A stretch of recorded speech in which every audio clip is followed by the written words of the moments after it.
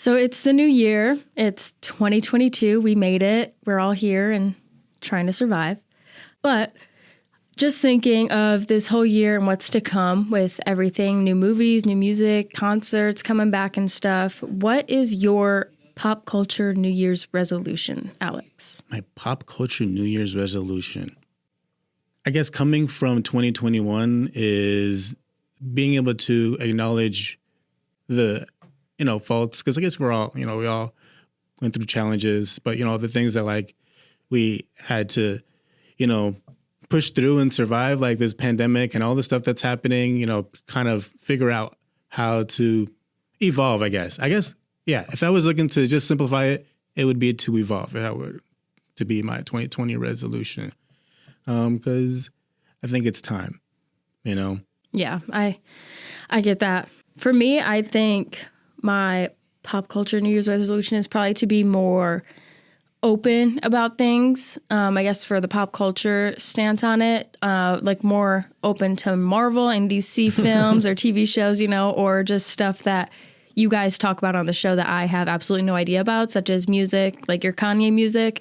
I don't listen to him, but maybe I'll be more open to it throughout this year and listen to it. Maybe I'll actually like him and want to listen to him more. Actually, yeah, that's about like an evolution, right? Yeah. Kind of like evolving into like different types of like music and I think like so. Yeah. I dig it too. Yeah, I was actually looking to see towards the future and like what sort of stuff is going to happen, like pop culture wise in 2022. And I was like looking through country music, and I know I've enjoyed country music like for like road trip stuff. Like I remember having a really cool road trip and was listening to country on the radio, and I was like, yo, this really matches the environment right now. But yeah, like I was like, it's kind of the same thing. Going into things that you aren't necessarily used to and finding ways to relate. Yes, I agree.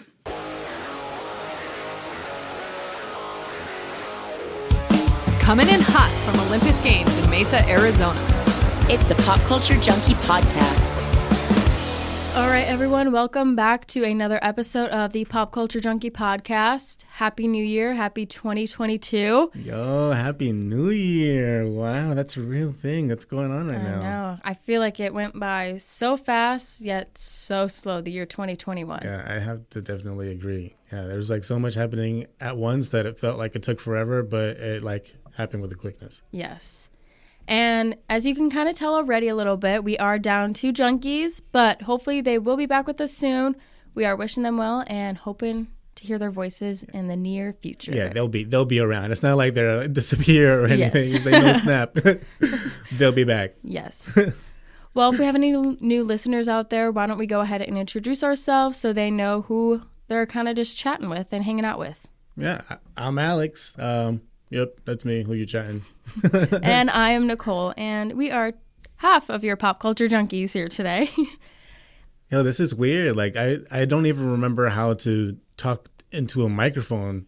I know. I feel a little weird, but last show we had a great time. Yeah, it was a good time. Got to keep that energy up for this show with the 2 of us here. We got this. No, yeah, of course. No pressure.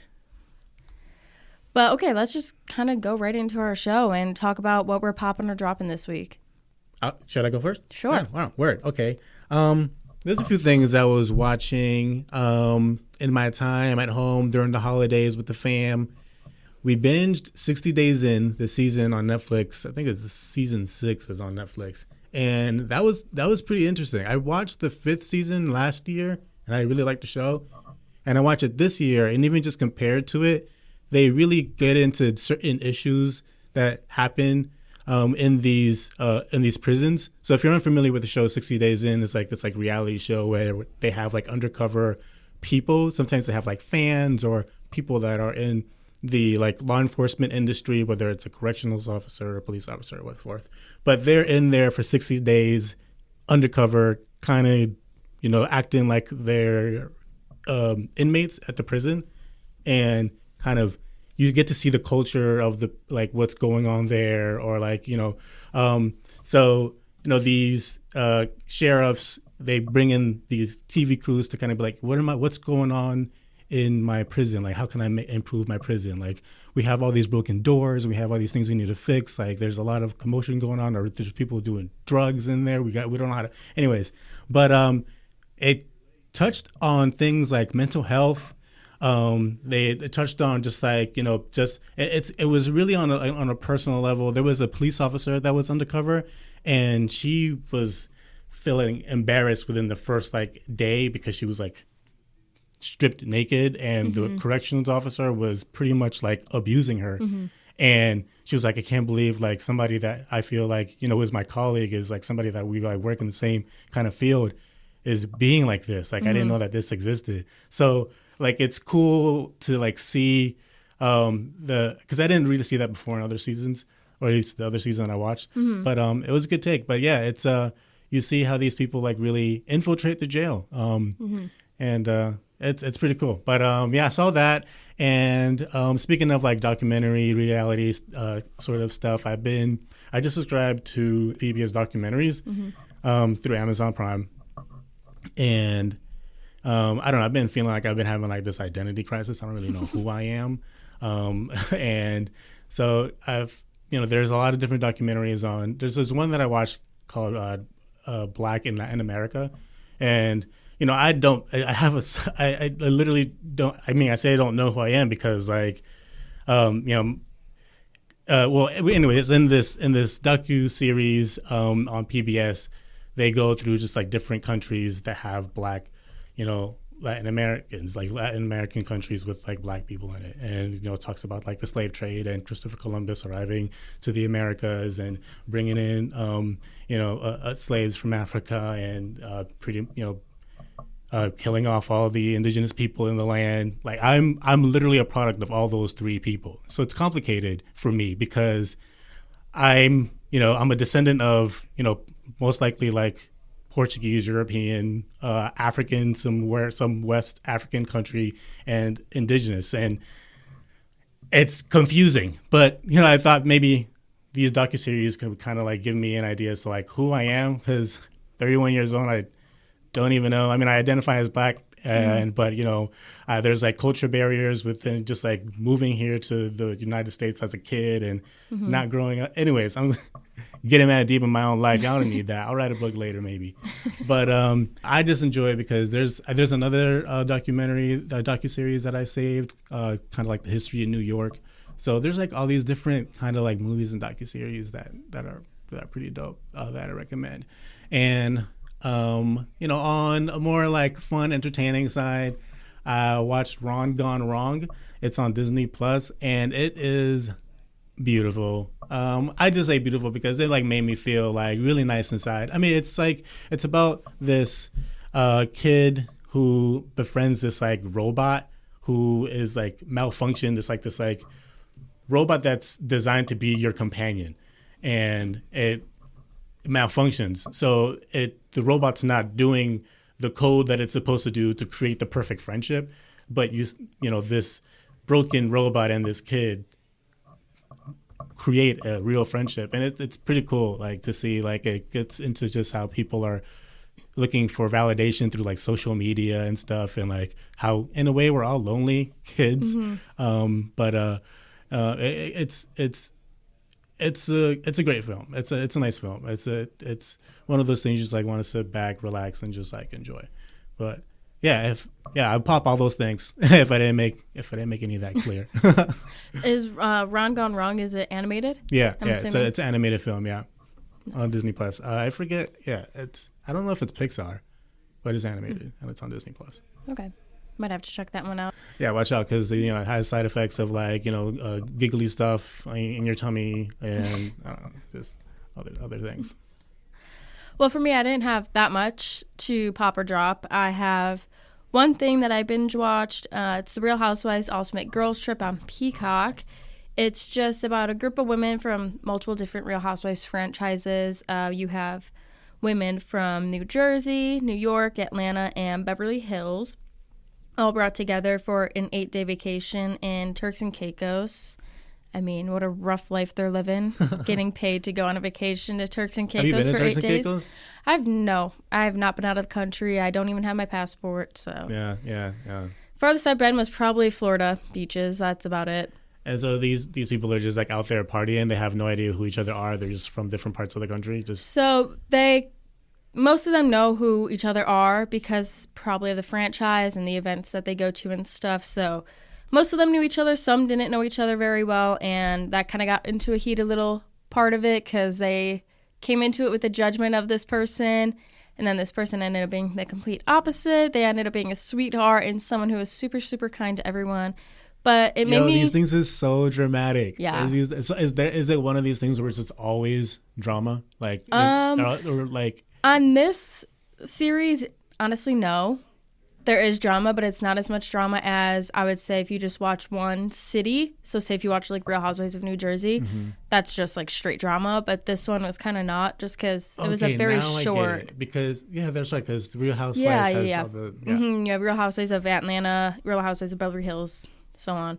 But it made me feel happy and comforted because 3 of my favorite housewives were actually on it. Teresa and Melissa from New Jersey and Kyle Richards from Beverly Hills. So super cool to see all them together. I was happy to watch all of them on the screen together and interact with one another. And I was laughing a lot. Like, some of the girls on there are just so funny. So if you're into Real Housewives or just reality TV in general, I would totally watch this on Peacock. I think there's only like 8 episodes, 7 of them, which are them actually in Turks and Caicos. And then the last episode is them on Watch What Happens Live with Andy Cohen, which is something that they do at the end of every season of the Real Housewives franchises, is they do like sit down interviews with Andy Cohen. So that was kind of that whole aspect. But do they ever make them like do crazy challenges, like make them like walk like 10 miles across the city and like stilettos to pick up a pancake? No.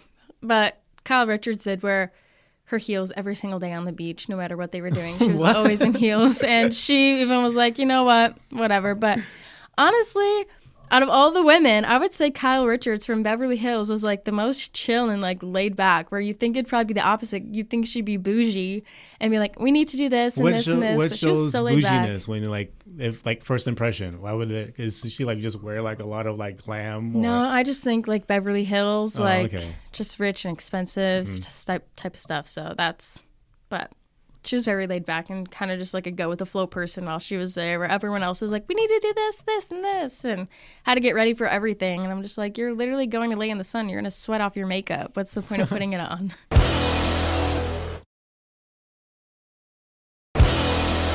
So for our news this week, I feel like we need to start out with probably one of the biggest events that happened, which was the death of Betty White, which in my opinion was very out of the blue, because she did an interview a week or so right before her death and said she was excited to turn 100. She was in a healthy state and place, and she was going to be 100 years old. Oh, man. Yeah. I remember being at some store, and I was getting in the cash out, like the payment aisle, whatever, where they have those like magazine racks. Mm-hmm. And they had one that said celebrating her 100th birthday. Mm-hmm. And, I had a picture of her in the front. And I was like, and she was celebrating it. But, yeah, I mean, I didn't see much of Betty White's stuff during her career, but I know she was an icon. Oh, yeah, 100%. I know. I've never seen the Golden Girls, but it was on the other day, and I watched, I think it was the first episode. It was like the end of the first episode. It was literally like 5 minutes left, and I was just cracking up the entire time. And I was like, okay, maybe I should actually watch this. But some of the things that are just coming out about her and her death is so sad. There was one TikTok or picture I saw. It said what heaven looks like right now, and it's just a picture of all four of the Golden Girls just hugging. I think I've seen that one, yeah. Her agent, I believe, came out and said that her very last word was the first name of her husband, who passed away too. And I was like, Betty's? Mm-hmm. Oh, wow. Yeah, that was his first. I don't know his first name, but that was her last word before she passed, and I just can't believe it. She died December 31st, 2021. Wow. So we literally went into the new year not on good terms. Yeah. But hopefully it takes another turn and we just have a good year after that. Yeah. I mean, I know that, even though, I know that people still celebrate her birthday and celebrate her. Like I said, you know what we're talking about. She's an icon. She's made an impact. Like I could recognize her face and not even have seen any of the stuff that she's been in, but we take that along. Yeah. So condolences to her family and all. Yeah. My favorite movie of hers is probably one of the only ones I've ever seen actually of hers is The Proposal with her and Sandra Bullock. She's in that? Yeah. She's the grandma of the person that Sandra Bullock is not dating, but fake dating to stay in the United States. So I have seen something that she's in. Yes. Yeah, you know, that's why she's an icon. So funny. Just popping up. Did you hear about the Antonio Brown thing? I did. Yo, so I just recently found out about it, and I've heard of Antonio Brown doing some like on the news for like other things, like with like his relationship and just even in his career. But yeah, he was pretty dramatic in how he left the Buccaneers. Yes. And it's like big news now. Like just like got naked practically. I mean, left his pants on, but like dude is like this is I wasn't sure if it was necessary, but he made a statement. He made a statement. Middle of the game. So I didn't watch the game. Okay. Was it at the end of the game? Nope, literally. Well, it was because he got. I saw that he got 3 catches out of 5 throws. Yeah, no, it wasn't the end of the game. It was kind of. It was either during halftime or a timeout. The ball was not in play, and yeah, he just ran off the field shirtless. He's backtracking. He's the wide receiver for the Tampa Bay Buccaneers, where Tom Brady plays. Yeah, and they played together in New England too. Tom Brady literally gave him a second chance at the NFL. If you don't know Antonio Brown's background, he was kicked out of the NFL previously for having an altercation with a drunk driver back in January 2020. So, yeah, he's kicked out and then brought back in by Tom Brady and ruined his chances again. And Bruce Arians, who is the Tampa Bay Buccaneers head coach, says that Antonio Brown is no longer with the Buccaneers, but he has not been like fired, I guess you could say, quote unquote, from the Buccaneers because they are afraid that another team will pick him up when he should not deserve to be picked up.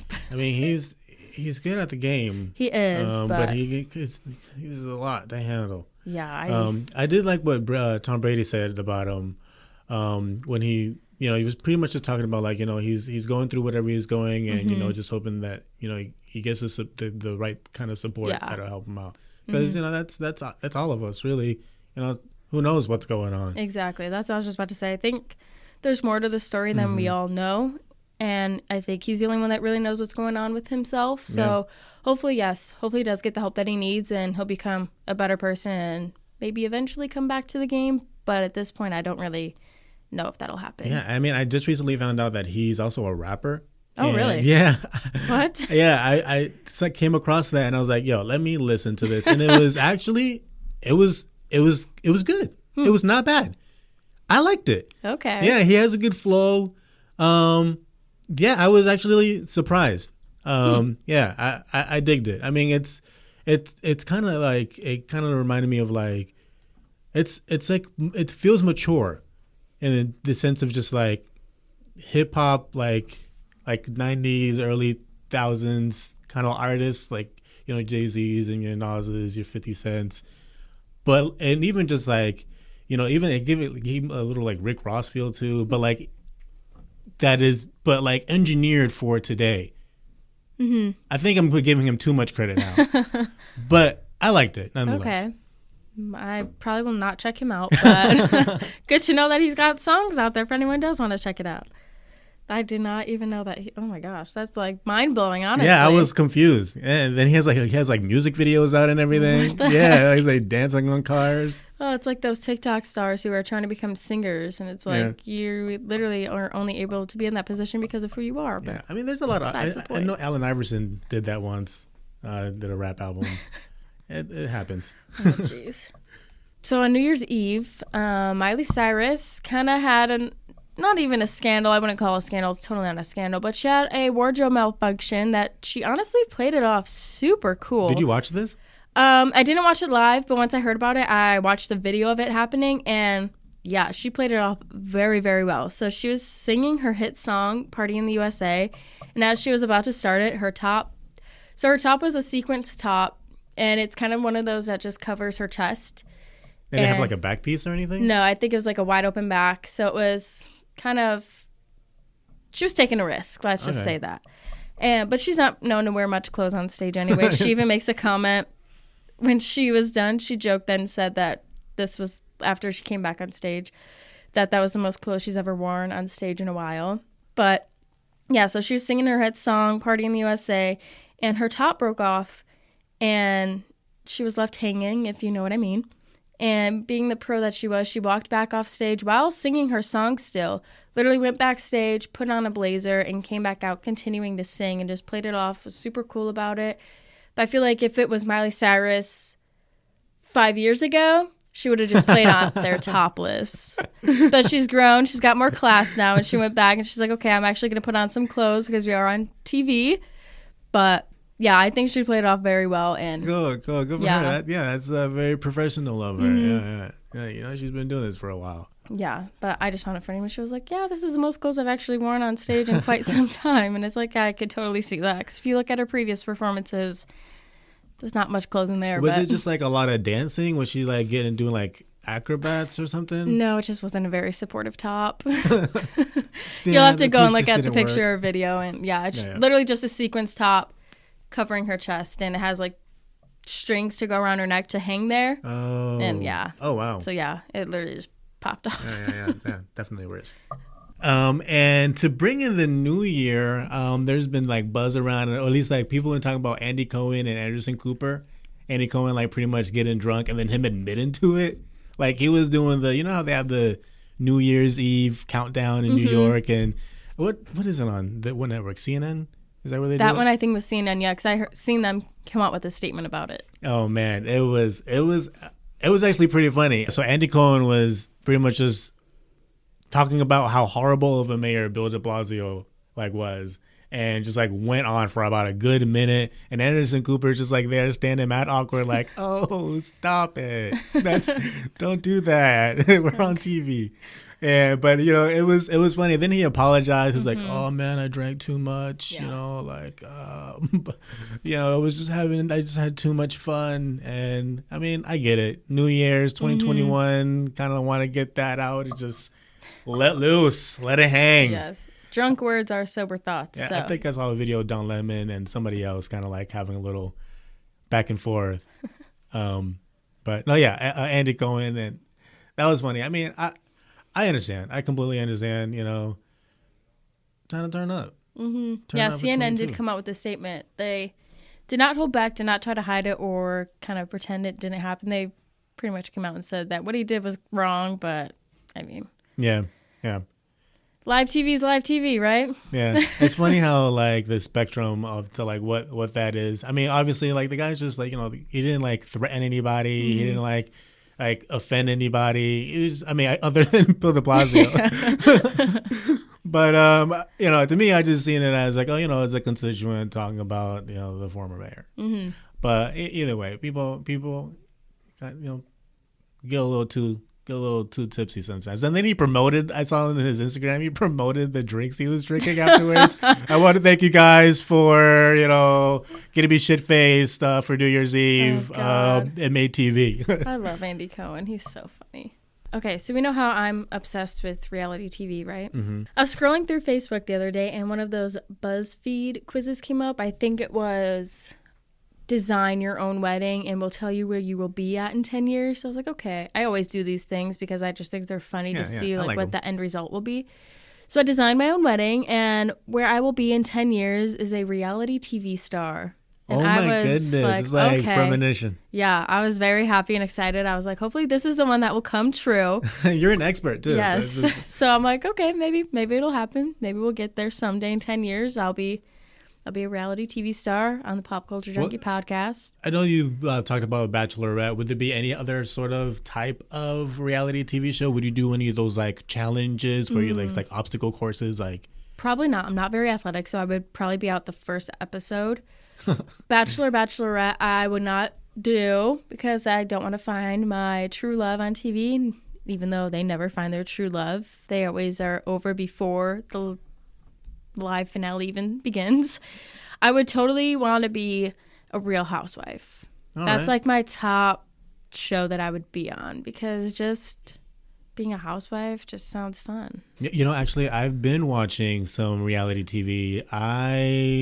I've been getting this like feel for like property, like real estate related, like reality TV shows. Yes. They have that Selling Sunset? Yeah, Selling Sunset on TV. Selling Tampa. I watched that one. Okay. Selling Sunset, I didn't watch because it's 4 seasons. I didn't want to like watch a whole thing, and Tampa's just one. And I watched it, and I'm like, this is drama. And I kind of like imagine Real Housewives kind of be like that. And you're just like, they're like, oh my God, what they're going to do next? Oh my God. It's like, it does get the heart pumping. I'm not going to lie.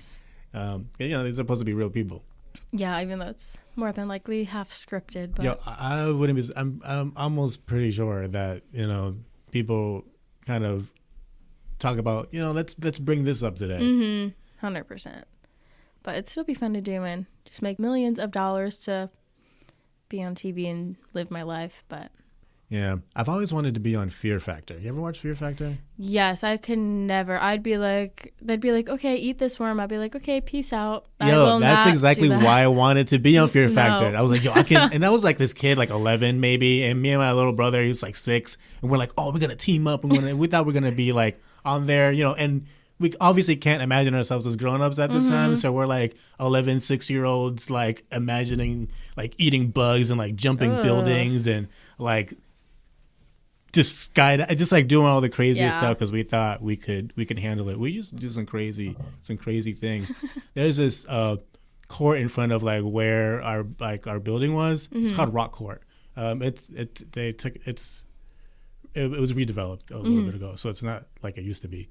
But we were just like, it's called Rock Court because there's like this rock in the middle, probably like maybe like 5 feet up, and it expands like maybe like 10 feet wide and maybe like, I don't know, 6 feet. I'm getting really specific on this rock, but we did some crazy stuff. We used to climb it. We used to jump cabinets onto the beds. I got literally scars all over my body. Jeez.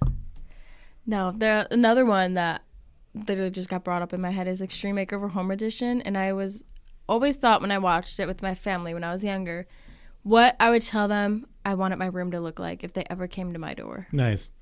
But never happened. But, you could dream. Yeah. That kind of reminds me of those like those swapping like family swaps. Like, yes. Oh my God. Wife swap. Yeah, and they like come in and they just rearrange everything. It's like, lady, what are you doing touching my stuff? Like, put that down. I put it there on purpose. Seriously. It goes there. Yeah.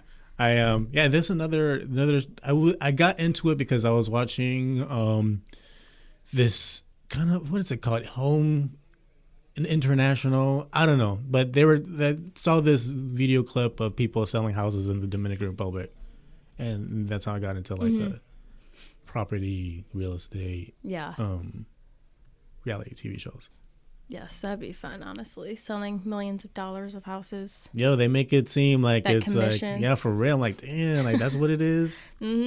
Yeah, my cousin's a real estate agent in California, like LA area, and those houses that she posts on her Instagram story, like 12 million and up, and I'm just like, girl, the commission you probably make on these houses is ridiculous. Maybe there's areas like that around here. Yeah.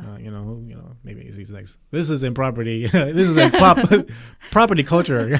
Property junkies. Never mind. Well, I think that about wraps up our show. I think we did a great job, the two of us, today. Yeah, I hope so. Yeah. Haley and Shauna, let us know if we did it justice. If we missed you. I'm just like imagining your voices. Same. I was able to talk a little more today, which was nice. I didn't have the two talkers today, so I was able to have my voice heard a little bit more. But no, yeah, you got thoughts. Yes. I'll make them more known. There we go. That's my other pop culture resolution for the year. Just butt in my opinions wherever I need to. Yeah, do it. Yeah, yes. I want to hear. Okay, I will.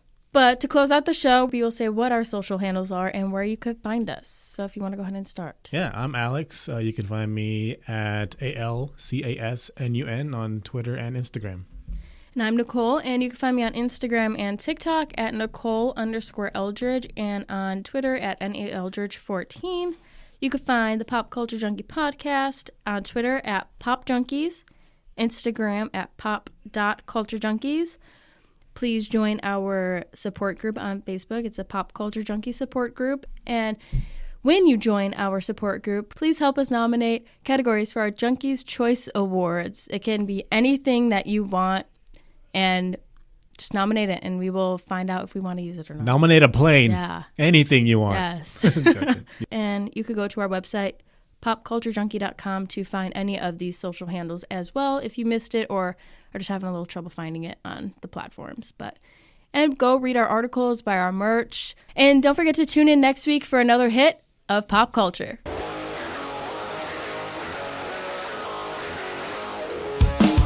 Pop Culture Junkie is a production of Pop Culture Entertainment Group. All rights reserved.